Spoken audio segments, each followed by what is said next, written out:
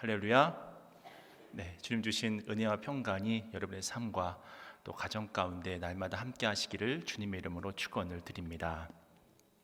일반적으로 사람들이 이 말이나 이 글을 쓰게 되어질 때에 각 사람들마다 특별히 자주 쓰는 이 말들이 있습니다.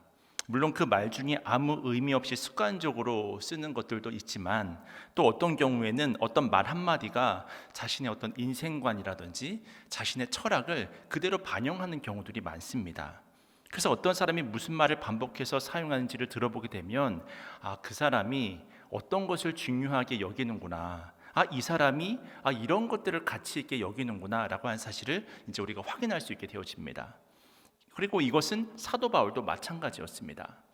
그런 의미에서 우리가 사도 바울의 서신서들을 보게 되면 굉장히 반복적으로 쓰이는 말들이 이 서신서 속에 있는 것을 우리가 확인할 수 있는데요, 이것은 사실 하나님께서 의도를 가지시고 이 사도 바울이라고 하는 메신저를 부르시고 선택하셔서 우리에게 들려주시는 하나님의 말씀이라고 하는 것입니다. 그리고 오늘 본문도 보면 사도 바울이 유독 강조하고 있는 단어가 등장을 하는데요, 우리 다 함께 빌립보서 4장 1절 말씀을 우리 함께 읽겠습니다. 시작. 그러므로 나의 사랑하고 사모하는 형제들, 나의 기쁨이요 면류관인 사랑하는 자들아, 이와 같이 주 안에 서라. 아멘. 그렇습니다. 우리가 4장 1절에서 확인할 수 있는 것처럼 사도 바울이 가장 강조해서 사용하는 단어 중에 하나가 무엇이냐면 1절의 가장 마지막 부분을 보게 되어지면 서라라고 하는 단어입니다. 그래서 우리는 이 서라라고 하는 단어를 이 바울의 서신서의 곳곳에서 이제는 찾아볼 수 있는 것인데요, 먼저 고린도전서 16장 13절 말씀입니다.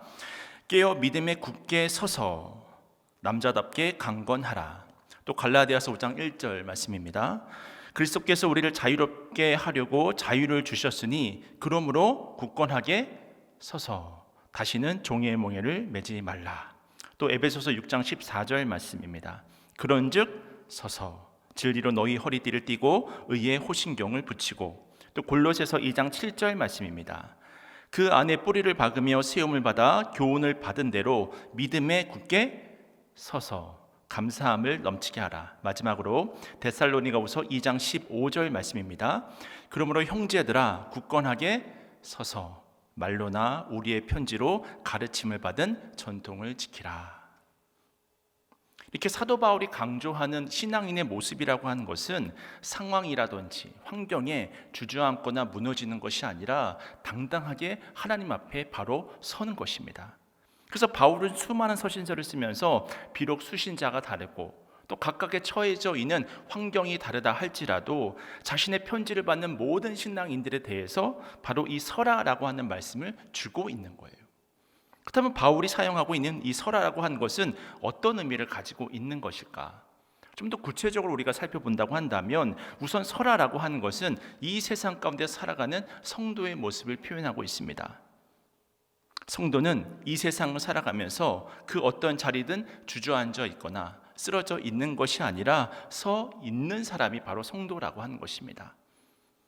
종종 어떤 분들은 이 믿음을 가지게 된 후에 세상을 피하려고 하는 사람들이 있습니다. 세상을 피하고 삶의 현장을 떠나서 신앙의 안전지대에만 머물고 싶어하는 분들이 계십니다. 그러면서 자꾸 현실을 부정하는 거예요.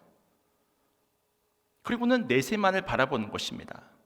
또는 자신의 신앙 영역을 좁혀서 이 교회 안에서 살아가는 것만 중요하고 나머지 것들은 중요하지 않다고 여기면서 신앙생활 하시는 분들도 계십니다. 하지만 이런 편견과 오해에도 불구하고 우리가 살아가야 할 삶의 현장이라고 하는 것은 여전히 세상 속이라고 하는 것입니다. 그래서 이 세상은 절대로 우리가 피할 수 있는 곳이 아닙니다. 당당히 맞서서 승리해야 되는 영역이 세상이라고 하는 영역입니다. 세상 가운데 쓰러져 있지만 말고, 주저앉아 있지만 말고 당당하게 한 복판에 서 있어야 됩니다. 이것이 바로 우리 신앙인의 모습이라고 하는 것이죠. 그렇기 때문에 두 번째로 서 있다고 하는 것은 필연적으로 세상 가운데 당당하게 서 있어야 되기 때문에 영적 전쟁을 동반하게 되어집니다. 사실 이 영적 전쟁이라고 하는 것은 누구도 피할 수가 없는 것입니다. 이때 우리의 소망이라고 하는 것은 무엇이냐면 누구든지 이 싸움에서 반드시 승리할 수밖에 없습니다. 왜냐하면 나 혼자 싸우거나 나의 힘으로 싸우는 것이 아니라 우리를 사랑하사 십자가에 달리시고 부활하심으로 말미암아 사단의 권세를 멸하신 예수 그리스도 안에서 싸우는 것이기 때문에 반드시 이기는 싸움인 줄로 믿습니다. 그렇습니다. 사단 마귀는 지금도 우는 사자와 같이 삼킬 자들을 찾고 있습니다. 그러다가 때가 되면 우리를 공격하는 거예요. 넘어뜨리려고 하는 거예요. 하나님과의 관계를 깨트려 버리기 위해서 애를 씁니다. 만약 우리가 이 싸움에서 이기지 못한다고 한다면 우리는 죽는 것입니다. 비참하게 무너져 버려서 하나님의 영광을 가리게 됩니다. 그런 의미에서 우리가 이 영적 전쟁에서 이기기 위해서는 매 순간 주님 앞에 서는 모습이 중요하다고 하는 거예요. 그래서 사도 바울도 이 주님 앞에 서는 모습들을 강조해서 이야기하고 있는 것입니다. 제가 최근에 이 강철에 대한 흥미로운 이야기를 읽은 적이 있는데요. 그 이야기는 이 $5에 해당하는 강철이 어떻게 사용되는지에 따라서 가격이 달라진다고 하는 것입니다. 예를 들어서 이 $5 되는 강철을 말굽으로 만들어서 팔면 이 $10를 받을 수 있다고 합니다. 또 그 강철을 바들로 다듬어서 팔면 이 $300를 받을 수 있고, 또 그 강철을 아주 날카로운 면도칼로 다듬어서 팔게 되어지면 $3,000가 되어지고, 그 강철을 시계 안에 들어가는 작은 스프링으로 만들어서 팔면 $30,000가 된다고 합니다. 이처럼 똑같은 강철이지만 그것을 무엇으로 만드느냐에 따라서 그 쓰임과 가치가 달라지는 것이죠.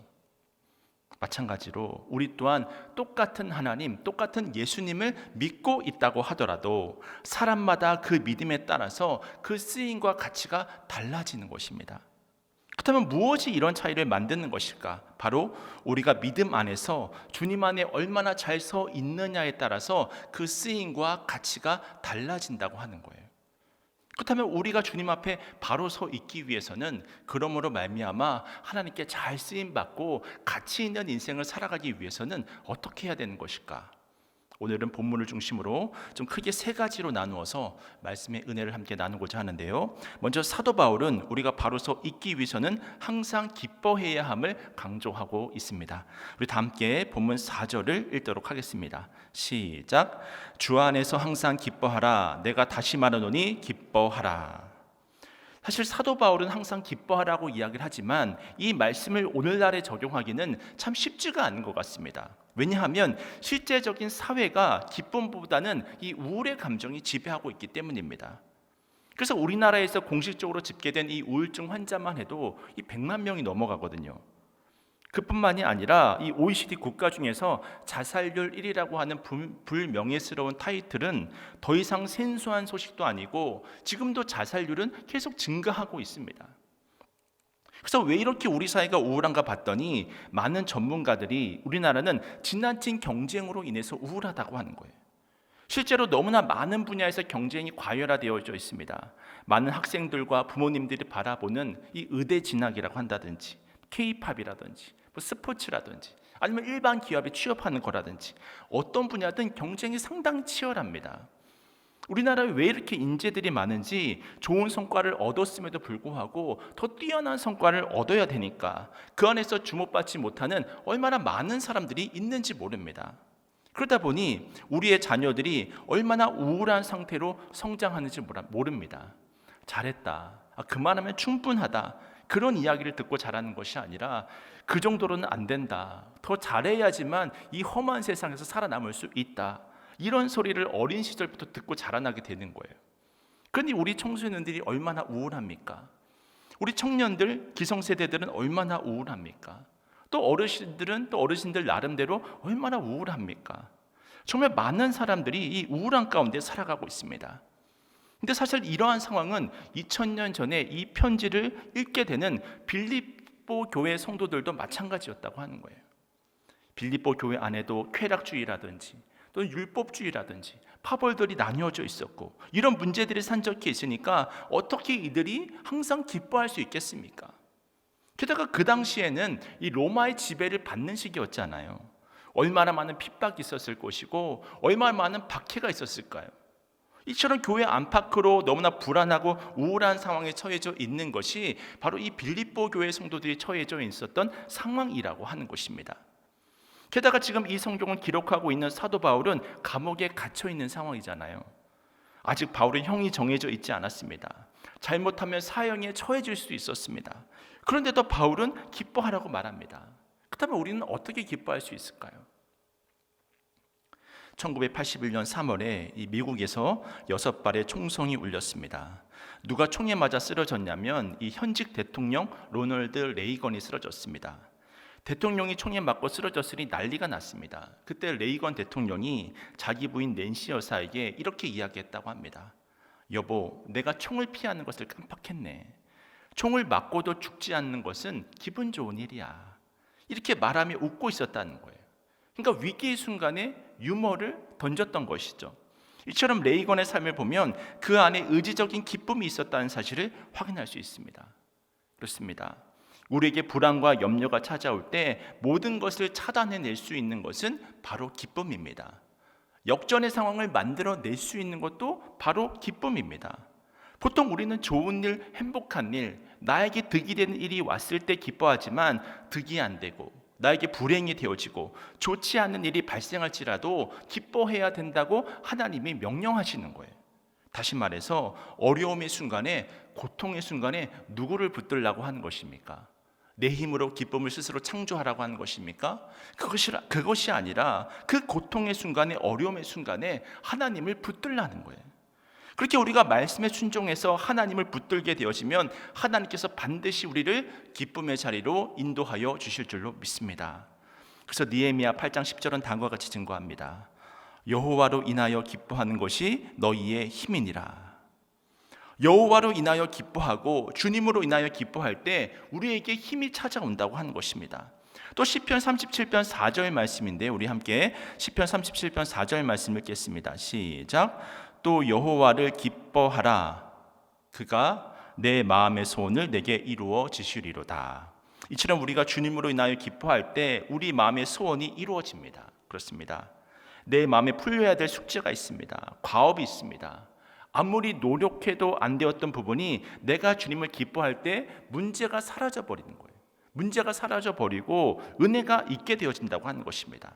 마찬가지로 지금 여러분의 내면에 주님을 신뢰함으로 기쁨을 얻게 되었을 때에 마음의 불안은 모두 사라지고 평강의 은혜로 함께하여 주실 줄로 믿습니다. 이것이 주님 안에 서 있는 자에게 주어지는 첫 번째 복이자 열매라고 하는 거예요. 두 번째로 주님 안에 서 있는 사람이 누구냐면 바로 관용을 베푸는 사람입니다. 다 함께 빌립보서 4장 5절 말씀을 함께 읽겠습니다. 시작. 너희 관용을 모든 사람에게 알게 하라. 주께서 가까우시니라. 아멘. 그렇습니다. 주님께서 가까움을 깨닫고 관용을 베푸는 사람이 바로 주 안에서 있는 사람이라고 오늘 말씀은 증거해 주고 있습니다. 그렇다면 오늘 본문에서 말씀하고 있는 이 관용이라고 하는 것은 무엇일까? 이 말을 우리가 한자어로 풀어서 설명하면 남의 잘못을 너그럽게 용서하거나 받아들이는 것을 말합니다. 쉽게 말하면 포용하는 마음입니다. 사실 우리가 살아가는 삶의 현장이라고 하는 것이 얼마나 각박합니까? 얼마나 빠르게 세상이 돌아갑니까? 이런 삶의 현실 가운데 우리가 유연하게 살아가는 것, 부드럽게 살아가는 것, 이 관용의 삶이 결코 쉽지가 않습니다. 하지만 아무리 우리의 감동이 요동치고 아무리 욕심이 생기고 또 아무리 실망하는 일이 많이 생겨나고 아무리 이기심이 나를 뒤흔들어도 절대로 하나님께서 주신 관계들을 단절해서는 안 됩니다. 우리가 살다 보면 섭섭할 수 있습니다. 그러나 섭섭하다고 해서 미워하지는 말아야 합니다. 불편할 수는 있습니다. 불편하긴 하지만 원수를 삼아서는 안 됩니다. 그렇게 하나님의 사람이자 한 사람의 신앙인으로서 관용을 베풀면서 살아갈 것을 오늘 본문은 증거해주고 있다고 하는 것입니다. 그렇다면 우리는 어떻게 관용을 베풀며 살아갈 수 있을까? 사실 솔직히 말하면 우리는 그렇게 관용을 베풀 수 있는 힘이 없는 것이 현실이잖아요. 그래서 주님께서 가까이 계시다고 하는 사실을 매 순간 기억해야 합니다. 그러면 우리는 관용을 베풀 수가 있는 거예요. 제가 작년 연말에 이 친구 목사님 부부를 만나기로 했었는데요. 근데 이 목사님이 약속 시간이 되었는데도 오지를 않는 것입니다. 평소에 약속을 잘 지키시는 목사님인데 좀 늦게 나왔습니다. 그래서 그 사모님이 자초지종을 설명해서 들어보니까 이 사모님이 병원에 갔는데 핸드폰을 집에 놓고 간 거예요. 그런데 이 병원에서 환자들이 많았는지 생각보다 대기 시간이 막 길어졌다고 합니다. 근데 사실 우리가 약속이 있는데 이 같이 가야 할 이 상대방이 늦을 수가 있는데 연락이 안 되면 이 마음이 조급하기도 하고 때로는 화도 나잖아요. 아무튼 사모님이 계속 너무 늦어지니까 주변 분에게 핸드폰을 빌려서 목사님에게 전화를 했는데 이 목사님이 예상과는 다르게 전혀 화를 내지 않더라고 하는 것입니다. 그래서 차를 같이 타고 오는데 이상했다고 하는 거죠. 왜냐하면 자기 남편은 이 정도 상황이면 보통 화를 냈다고 하는 거예요. 근데 그날은 좀 이상해서 왜 화를 내지 않았냐고 물어봤더니 그때 그 목사님이 뭐라고 이야기를 하냐면 전화를 받는 그 순간에 하필 교인분들이 많이 계셨다고 하는 거예요. 그렇습니다. 마찬가지로 주님이 내 옆에 늘 계심을 인식하고 살아간다면 우리는 관용을 베푸는 삶을 살아갈 수밖에 없다고 하는 것입니다. 그리고 또 한 가지 주님과 가깝다고 하는 의미는 주님의 섭리를 발견하는 거예요. 주님의 뜻을 헤아리고 이해하는 것입니다. 우리가 젊었을 때는 누구나 다 인생의 목표가 있고 꿈이 있잖아요. 특별히 청년의 때에는 나는 이런 자매를 만날 것이다. 또 이런 형제를 만날 것이다. 그래서 행복한 가정을 꾸릴 것이다. 또 인생의 꿈이 있습니다. 어떤 성취를 이루고자 하는 마음들이 누구나 다 가지고 있습니다. 하지만 실제로 인생을 살아보니까 여러분 그것이 어떻던가요? 우리가 인생을 살아보면 내가 원하는 대로 되는 것이 별로 없습니다. 그래서 제가 자주 쓰는 말 중에 하나가 무엇이냐면 참 내 인생이 내 마음대로 안 된다고 하는 거예요. 이것을 매일같이 느끼며 살아가는 것입니다. 근데 우리 그리스도인들의 고백이라고 하는 것은 무엇이냐면 내가 어떤 선택의 순간에 A가 아닌 B를 선택해서 어려움이 왔다고 생각했는데 그렇게 B를 선택하게 된 것에 대해서 하나님의 섭리가 있었던 것이구나. 그 사실을 우리가 깨닫게 되잖아요. 그러면 때때로 마주하게 되는 관계의 어려움들 속에서도 하나님의 섭리를 질문하게 되어지고 기도하면서 하나님의 뜻을 구하게 되는 것입니다. 그러면 저희 경우에는 많은 경우에 이 관계의 문제들이 풀려지더라고요. 결과적으로 이런 주님의 섭리를 깨닫게 될 때 우리는 불평과 불만으로 살아가는 것이 아니라 부드러움으로 관용으로 살아갈 수 있게 되어지는 것입니다. 왜냐하면 우리 모든 그리스도인들에게는 우연은 없는 것이기 때문에 우리가 알지 못하는 하나님의 섭리가 있는 것이기 때문에 질문하고 또 발견하고 순종하면서 하나님의 뜻을 찾는 과정을 이해한다고 하는 것이죠. 그런 의미에서 이 관용이라고 하는 것은 바로 주님 안에서 있는 자만이 누릴 수 있는 신앙인의 열매라고 하는 것입니다. 마지막 세 번째로 우리가 주님 안에 서기 위해서는 염려하지 말고 기도해야 합니다. 다 함께 오늘 본문 4장 6절 말씀을 우리 함께 읽겠습니다. 시작. 아무것도 염려하지 말고 다만 모든 일에 기도와 간구로 너희 구할 것을 감사함으로 하나님께 아뢰라. 6절의 시작을 보면 아무것도 염려하지 말라고 말씀을 합니다. 그런데 여러분 우리가 어떻게 아무것도 염려하지 않고 살아갈 수 있을까요? 사실 염려라고 하는 것은 내가 염려하지 말아야지 할수록 더 큰 염려가 밀려 들어오는 것이 아니겠습니까? 지금 이 말을 하고 있는 바울은 감옥에 gat혀 있습니다. 잘못하면 사형에 처해질 수도 있었습니다. 그런데 또 바울은 아무것도 염려하지 말라고 말하잖아요. 어떻게 사도 바울은 이렇게 말할 수 있었을까? 그것은 바로 자신의 체험이 있었기 때문입니다. 신앙의 간증이 있었기 때문입니다. 우리가 사도행전 16장을 보게 되면 바울은 처음부터 유럽에 갈 생각이 없었잖아요. 하지만 성령의 강권하심으로 말미암아 이 마게도니아 땅에 가게 됩니다. 그래서 사람들을 전도하다가 이 루디아라는 여자를 만나가지고 전도를 하게 되고 그 루디아라고 하는 여자가 이제 세례를 받게 되는 것이죠. 그리고 그 루디아라고 하는 여성은 본인만 믿었던 것이 아니라 온 가족까지도 함께 믿는 그런 역사가 이루어집니다. 그렇게 루디아의 집에서 이 빌립보 교회가 시작이 된 거예요. 그리고 또 하루는 기도하러 가는데 동네에 어떤 여자아이를 만나게 됩니다. 이 아이는 동네에서 아주 유명한 아이였습니다. 얼마나 유명하냐면 점을 치는 대로 다 맞아떨어지는 거예요. 근데 바울이 보니까 이 아이가 귀신 들린 아이였던 것입니다. 그래서 그 순간 그 귀신을 쫓아내 주었습니다. 근데 문제는 이 아이의 신분이 노예였다고 하는 것입니다. 그래서 귀신이 나가서 점이 안 맞으니까 그 노예를 부려서 이 금전적인 이득을 얻었던 주인들이 아주 그 사실을 듣고 화를 냈던 거예요. 노발대발했던 것입니다. 그래서 바울과 실라를 고발하게 되어지고 이 바울과 실라가 매를 맞아가지고 감옥에 갇혀지는 그런 상황이 이제 되었던 것입니다. 그래서 일반 사람이라면 이런 상황 가운데 있을 때 자기의 목숨이 어떻게 될지도 모르고 또 교회가 어떻게 될지도 몰라서 걱정과 염려로 밤잠을 이룰 수 없었을 것입니다. 그런데 우리가 잘 알다시피 이때 바울과 실라의 놀라운 반응이 무엇이었습니까? 찬양을 부르잖아요. 찬양을 부릅니다. 또 이런 위기의 순간에 바울이 했던 것은 무엇입니까? 기도를 하는 거예요. 이처럼 이들이 기도하고 찬양하는 순간에 염려가 완벽하게 사라지는 체험을 하게 되었던 것입니다. 그리고 그날 밤에 지진이 나고 이 감옥 문이 열려서 감옥을 나갈 수 있는 기적이 벌어졌던 거예요.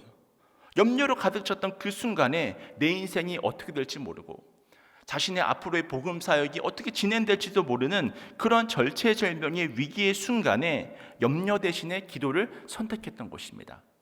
그때 바울의 고백이 7절이 나오는데 우리 함께 7절 말씀을 함께 읽겠습니다. 시작. 그리하면 모든 지각에 뛰어난 하나님의 평강이 그리스도 예수 안에서 너희 마음과 생각을 지키시리라. 아멘. 이 말씀은 사실 바울의 신앙 고백입니다. 그 염려의 순간에, 그 고민의 순간에 내 인생의 한 치 앞을 내다보지 못하는 그 절체절명의 위기의 순간에 하나님을 찾고 간절히 기도했더니, 하나님을 찾고 간절히 찬양했더니 이 세상이 줄 수도 없고 이 세상이 알 수도 없는 하나님의 놀라운 그 은혜와 평강이 그의 마음 가운데 주어졌다고 하는 것입니다.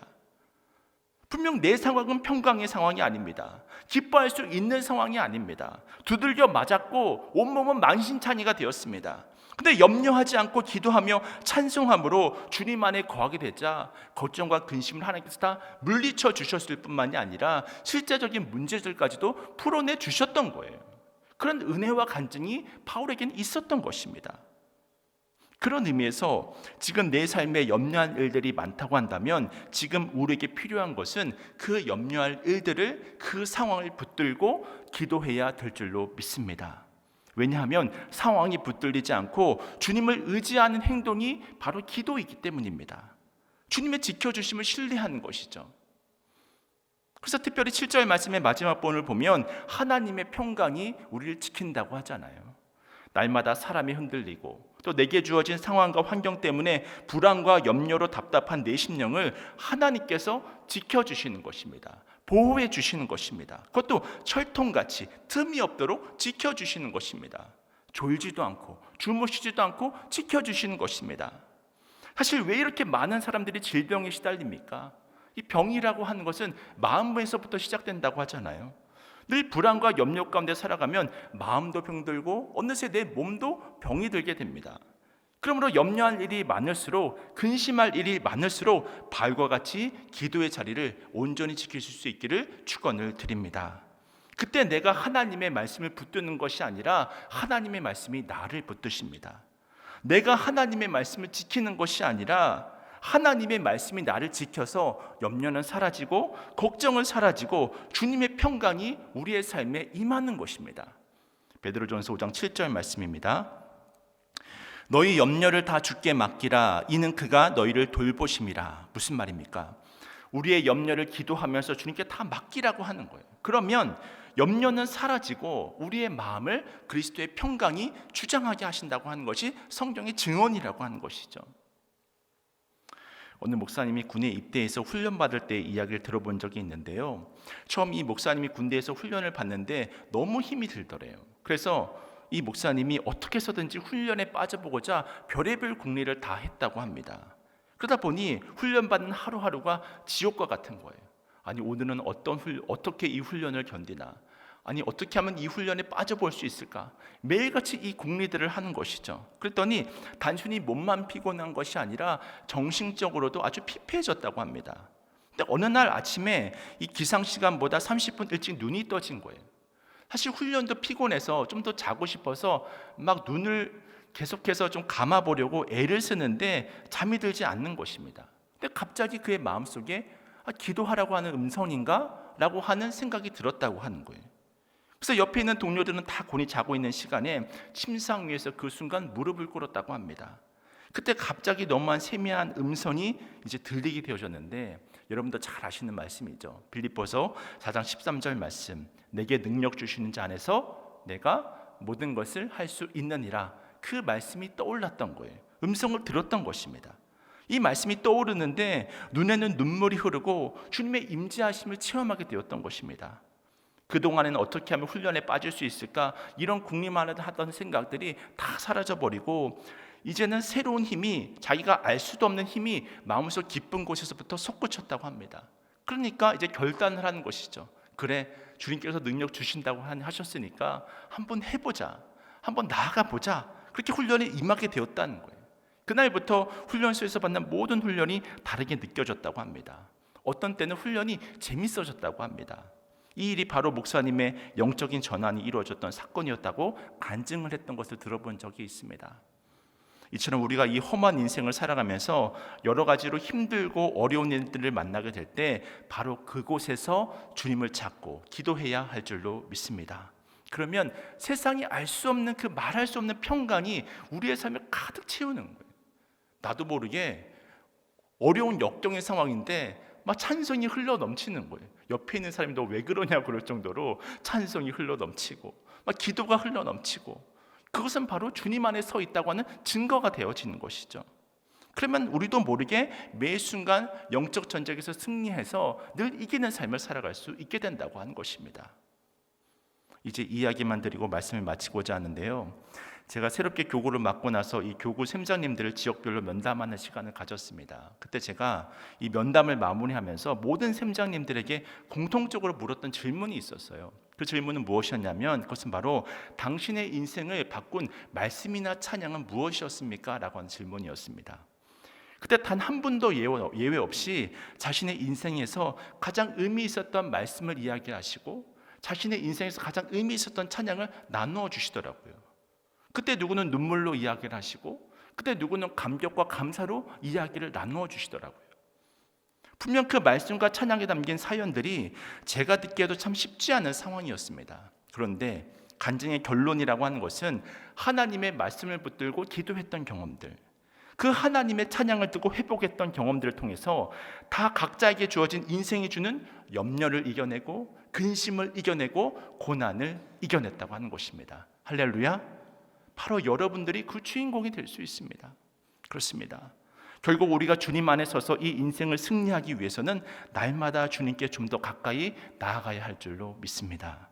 말씀을 듣고 또 그 말씀을 마음에 새기고 또 그 말씀대로 순종하는 삶을 살아갈 때 우리의 인생은 반드시 승리의 길로 나아갈 수밖에 없는 거예요. 바라기는 그렇게 살아가는 데 있어서 가장 중요한 오늘의 가르침, 늘 주 안에 서서 어떻게 하라고요? 항상 기뻐하고 또 주님이 함께 하심을 생각하면서 늘 관용을 베풀고 염려와 걱정과 근심으로 살아가는 것이 아니라 오히려 그 염려거리를 붙잡고 그 불안한 상황을 붙들고 기도하면서 나아갈 때 하나님께서 세상이 줄 수 없는 그 놀라운 평안으로 우리의 문제를 풀어주시고 해결해 주시는 줄로 믿습니다. 바라기는 그러한 삶을 살아가심으로 날마다 승리하는 삶을 살아가는 여러분 모두가 되시기를 주님의 이름으로 축원을 드립니다.